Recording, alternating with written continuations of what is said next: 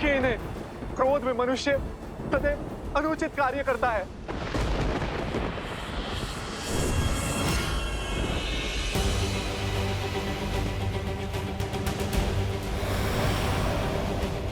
रुक जाइए भैया, मेरी बात तो सुनिए।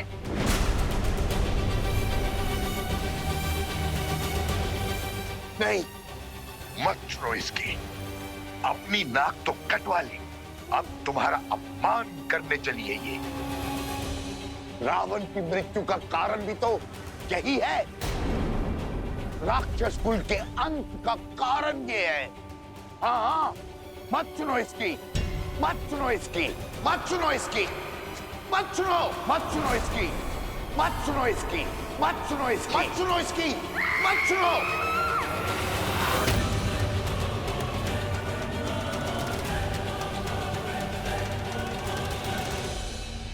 ये तो केवल शीश है भैया, आपके मार्गदर्शक है, आपका बल है, किंतु बुद्धि वो तो आपके भीतर है भैया।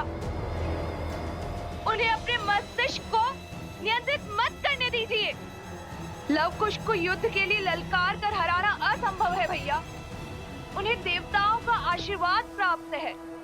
एक योजना सफल नहीं हुई तो क्या हुआ? यदि 100 योजनाएं भी सफल नहीं हुई तो भी क्या हुआ? हम अथक प्रयास करेंगे भैया। भैया, मुझे एक और प्रयास करने का अवसर दीजिए। छल और कपट के बिना लव कुश को हराना संभव नहीं है भैया। विनती है मेरी भैया, रुक जाइए। मैं जब तक लौटकर वापस ना आऊं, आप गुफा से बाहर मत निकलिएगा।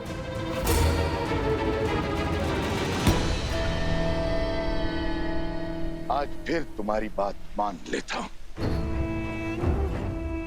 किंतु स्मरण रहे, ये अंतिम बार है। यदि आज लव कुश नहीं मरे तो रावण और राम के कुल के बीच एक भीषण युद्ध होगा जो इतिहास बनेगा, जिसे संसार सदा स्मरण रखेगा। आप निश्चिंत रहें भैया, शीघ्र ही राम और सीता को लव और कुश के अंत की सूचना मिलेगी।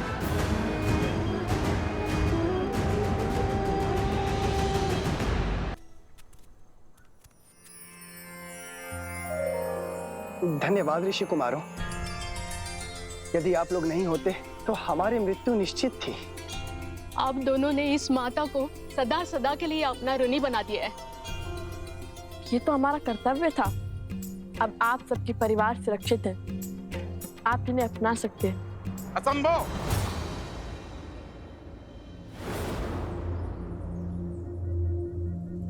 ये गांव के भीतर नहीं जाएंगे। क्यों? अपनों को अपनाने में कैसे संकोच? आज सुध लौट आई है, कल को पुनः खो गई तो? आज असुरों ने छोड़ दिया, कल को पुनः घेर लिया तो? कौन रोकेगा उन्हें? कौन बचाएगा हमें? सब अपवित्र हो गए हैं। ऋषि भारद्वाज के मंत्रों और माता गंगा के जल के बल से ये पावन हो चुके हैं। आपको चिंता करने की आवश्यकता नहीं है। आपने सहायता का प्रयास किया, उसके लिए धन्यवाद, किंतु इन्हें अपनाने का निर्णय मेरा है और मैं नहीं चाहता कि इनके नकारात्मकता का प्रभाव गांव वालों पर पड़े। ये विचार भी कैसे कर सकते हैं आप सरपंच जी? इसीलिए कि आपके संतान पर कोई संकट नहीं आया। मेरा पुत्र इन 2 नन्हे वीरों के कारण मृत्यु के मुख से लौटा है और आप चाहते हैं मैं इसे पुनः खो दूं? मौन! पुरुषों के बीच में खड़ी होकर मुख खोलने की उद्दंडता करती हो। जब पुरुष बात करते हों तो स्त्रियों का कार्य सिर्फ सुनना है, प्रश्न करना या निर्णय देना नहीं। अद्भुत, अद्भुत सरपंच जी, अद्भुत। कदाचित इन्हीं उच्च विचारों पर श्री राम अपनी राम राज्य की नींव स्थापित करना चाहते हैं। मैं तो वो क्या यही है ना राम राज्य की कल्पना? स्त्रियों के स्वर को दबाना। किसी कारण से यदि स्त्री घर शीघ्र न लौटे तो उस पर प्रश्न उठाना, उसे कलंकित करना, उसका सम्मान और उसका जीवन दोनों हर लेना। महारानी सीता के साथ भी तो समाज ने यही किया था ना। एक वस्त्र की पत्नी वर्षा के कारण घर शीघ्र न लौटी तो लोक अपवाद को इतना बढ़ावा मिल गया, तो श्री राम को उसका पक्ष लेने के लिए अपनी पत्नी महारानी सीता का त्याग करना पड़ा। आज के लिए तो आपके शब्द, आपके अभिमान और आपका सम्मान अधिक महत्वपूर्ण है, किसी स्त्री के कष्ट और उसके दुख नहीं। आज अपने उसी सोच, उसी परंपरा के कारण एक माता को अपने पुत्र से भिन्न करना चाहते हैं आप। एक पत्नी को अपने पति से दूर करना चाहते हैं आप। संसार का सबसे बड़ा पाप करना चाहते हैं। क्यों?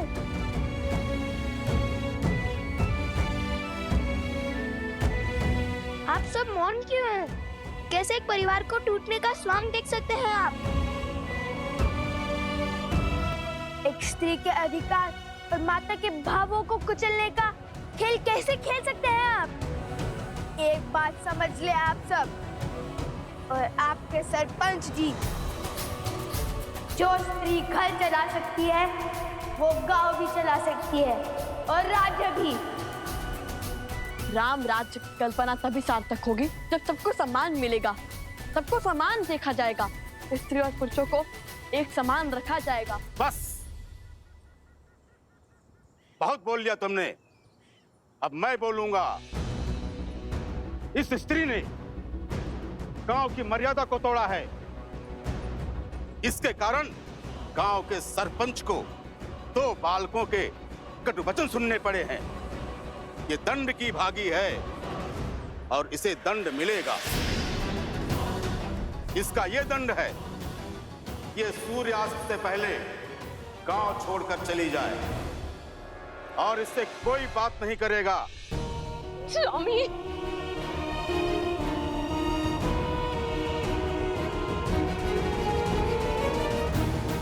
चलो।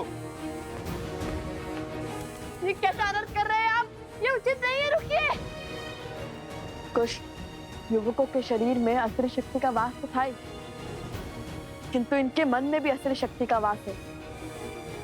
अब इन्हें कैसे समझाए, कैसे इन्हें न्याय और प्रगति के मार्ग पर लाए?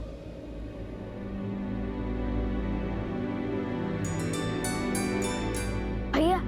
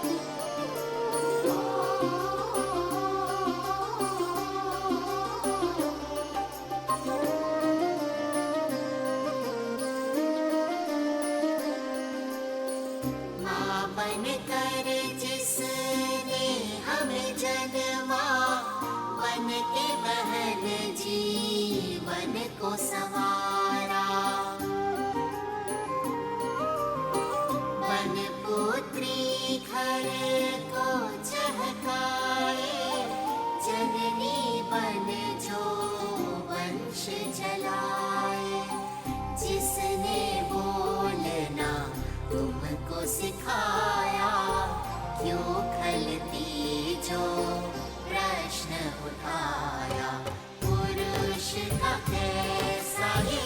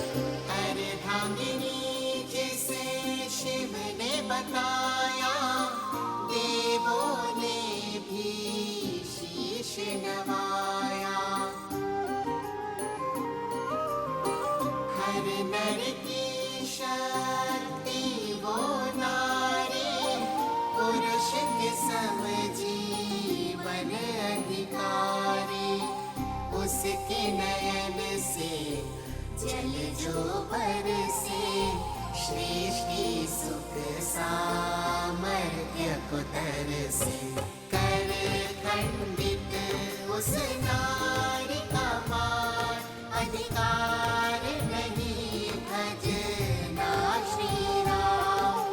नारी का मान चाहे सिया राम। राम सिया राम सिया राम सिया राम। राम सिया राम सिया राम सिया राम। सरपंच जी, ये मान सम्मान और ये पद हमने आपको दिया है ताकि आप हमारा भला कर सकें, ना कि हमारे घर की स्त्रियों को अकारण दंड दें। सरपंच जी ने अन्याय किया है। ऋषि कुमारों की बात उचित है। जहां स्त्रियों का सम्मान न हो, उनकी भलाई की चिंता न हो, वो समाज कभी आगे नहीं बढ़ सकता।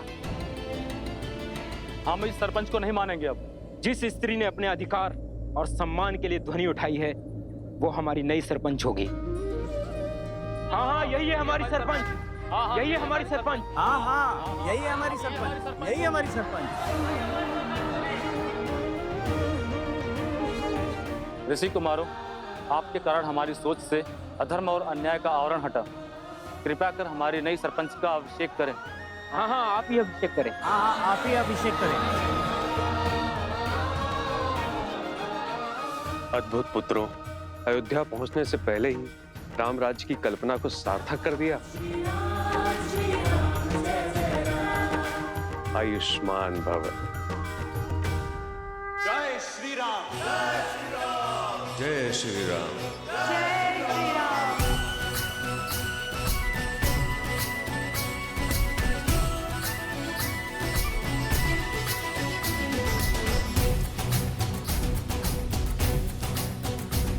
जन जन का मन हर्षाया है।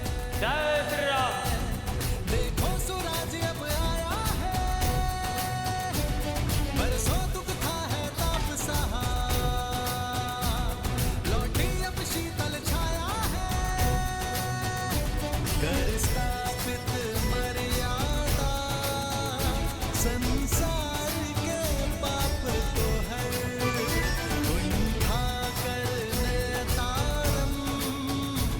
हरियाए हैं बन के नर।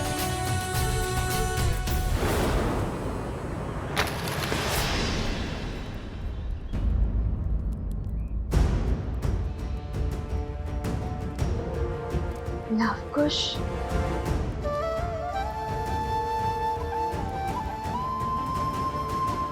क्या हुआ देवी सीता? नहीं, कुछ नहीं, बस एक आभास सा हुआ, जैसे कि सब शुभ होने वाला है।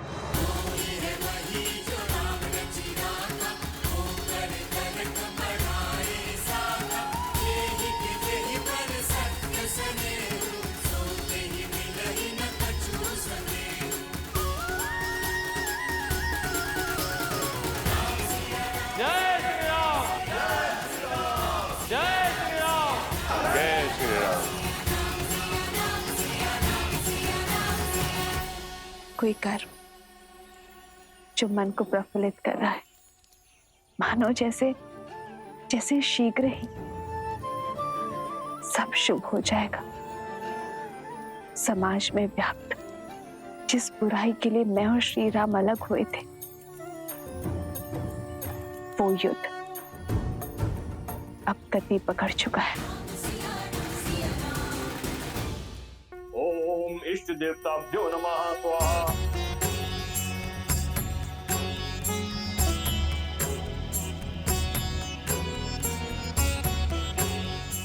भैया,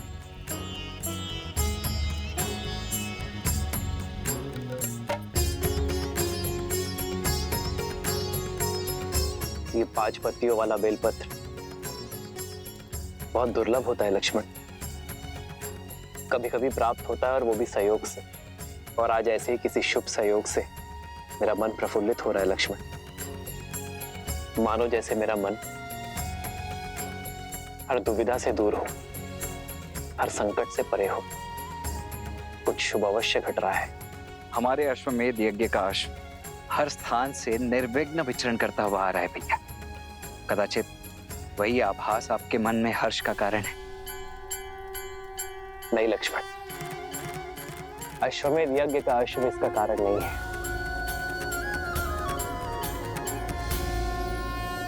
बल के दो प्रकार होते हैं, एक वो जहां हम विरोधी को गिराकर उसे हराकर स्वयं को शक्तिशाली सिद्ध करते हैं, और दूसरा वो जहां हम अनुचित सोच को गिराते हैं, कुविचारों को हराते हैं। यदि यह अश्वमेध यज्ञ शक्ति का प्रतीक है तो ये मेरी आशा है कि जिस कारण मैं और सीता भिन्न हुए वो कारण ही समाज से मिटा दिया जाए।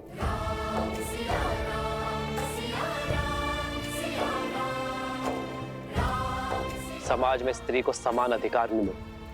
जब जब कोई स्त्री पर लांछन लगे तब तब उसका पति उसके साथ खड़ा रहे, उसे किसी राजा या किसी न्याय के पास जाने की आवश्यकता ही ना पड़े।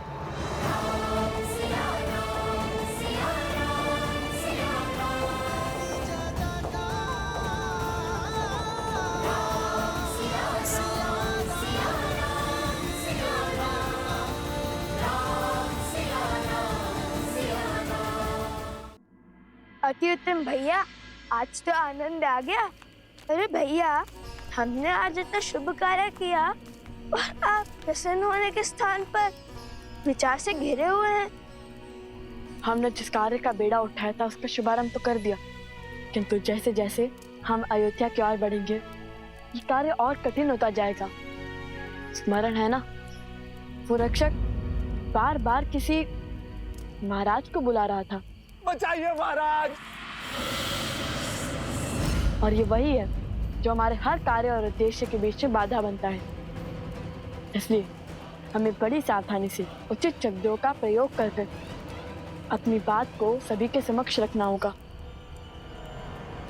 श्री राम के राम राज्य की कल्पना को हम इसलिए सार्थक नहीं करना चाहते ताकि हम अपने माता पिता को वापस पा सके, अपितु इसलिए कि हमारी माता ने जो लांछन का विषैला खूंट पिया है वो संसार के लिए उदाहरण बने। जब जब किसी स्त्री पर प्रश्न उठे तो समाज उस स्त्री के पक्ष में ही उत्तर दे। उचित कहा भैया, हम अपने कर्तव्य का निर्वहन करेंगे। शीघ्र ही अयोध्या पहुंचकर प्रजावासियों की दूषित सोच को पवित्र करेंगे। राम के राम राज्य की कल्पना को हम इसलिए सार्थक नहीं करना चाहते ताकि हम अपने माता पिता को वापस पा सके, अपितु इसलिए कि हमारी माता ने जो लांछन का विषैला खूंट पिया है वो संसार के लिए उदाहरण बने। उचित कहा भैया, हम अपने कर्तव्य का निर्वहन करेंगे। शीघ्र ही अयोध्या पहुंचकर प्रजावासियों की दूषित सोच को पवित्र करेंगे। पुत्रों, अंधेरा हो चुका है, आज रात्रि हमें यहीं रुकना होगा। जी गुरुवर। जी गुरुवर।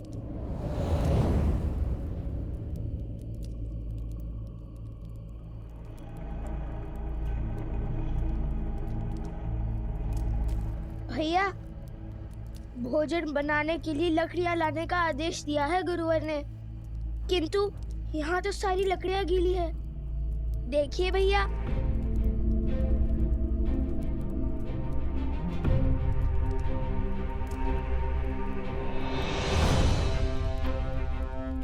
बिना वर्षा के ये गीली कैसे हुई? चलिए आगे देखते हैं।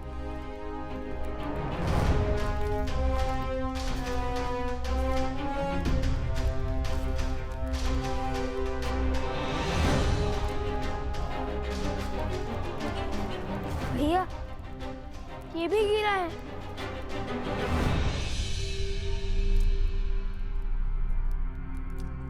ये भूमि तो बिल्कुल सूखी है, किंतु आसपास के सभी पेड़ पौधे गीले हैं।